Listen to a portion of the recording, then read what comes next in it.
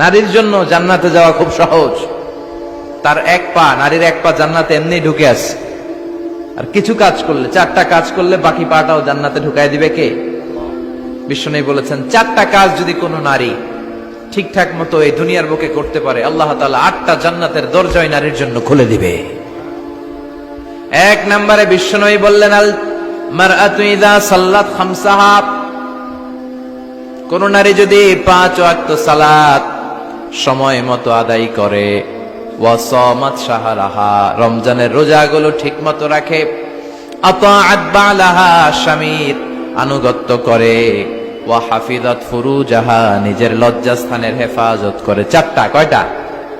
5 ওয়াক্ত সালাত, রমাদানের রোজা, স্বামীর আনুগত্য। এখন এটা উঠে গেছে সমাজে। কে কার উপর ডমিনেটিং করবে এই নিয়ে গুতাগুতি আছে না নাই?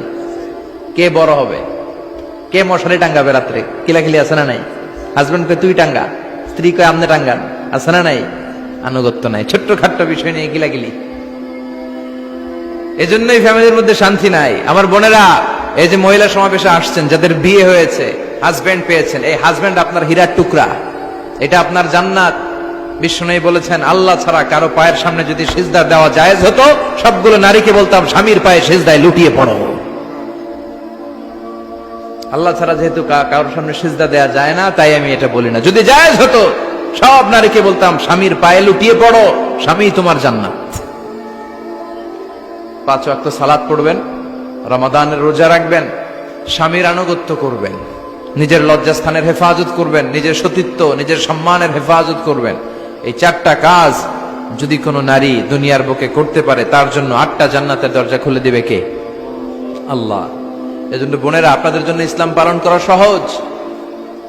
আপনারা হচ্ছেন অনেক বড় একটা ইনস্টিটিউশন, কারণ আপনার ছেলে মেয়েদের প্রথম শিক্ষা প্রতিষ্ঠান আপনি নিজেই, তাই না? যারা সিলেটের ছেলে পেরে, এরা সিলেটি ভাষা পারে কেমনে? এর মার কাছ থেকে শিখে। ঢাকায় পোলা পান্ডা ঢাকায় কয় কেমতে? ঢাকার মায়ের কাছে শিখে। নোয়াখালীর ছেলেরা নোয়াখালী হয় কেমনে? ছোটবেলা থেকে মা বলে নোয়াখালী, পানির কয় হানি, পান রে কয় হান, তো ছোট বাচ্চা এটাই শিখে। আমেরিকান ছোট ছোট বাচ্চা ইংরেজি পারে কেমনে? ওর মা থেকে শিখে। তাহলে মা প্রথম শিক্ষা প্রতিষ্ঠান নয়? মা হচ্ছে the first institution for every child.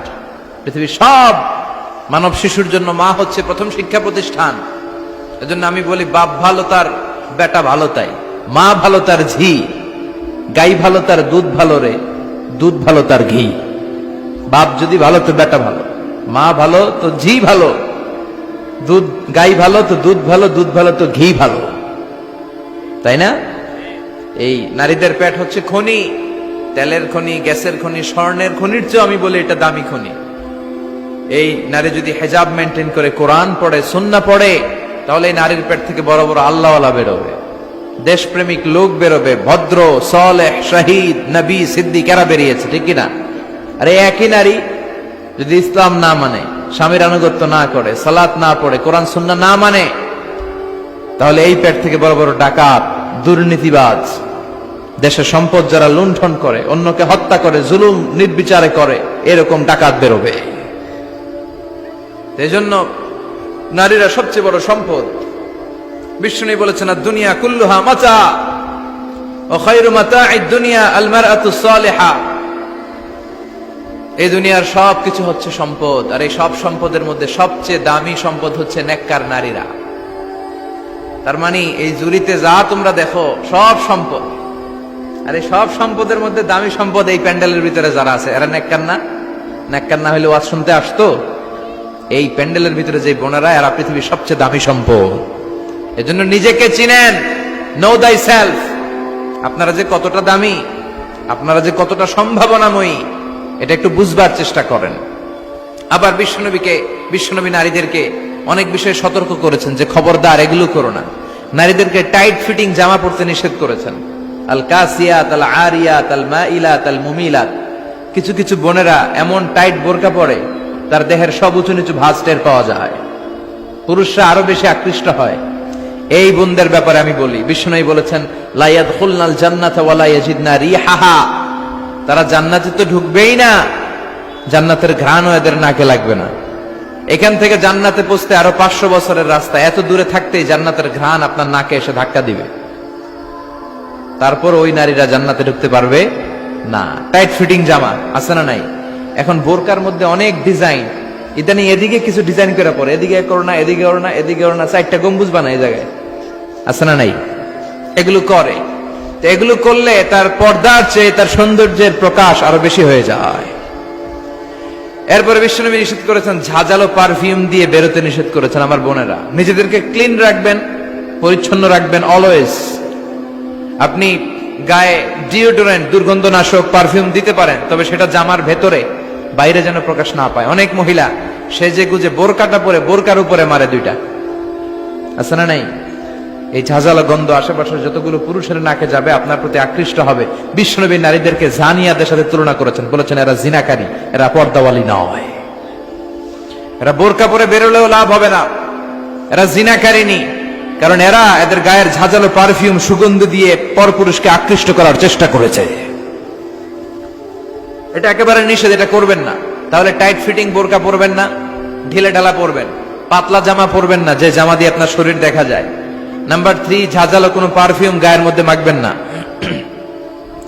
Number 4, Vishnu বলেছেন খবরদার আলগা চুল লাগাবে না কোনো নারীরা।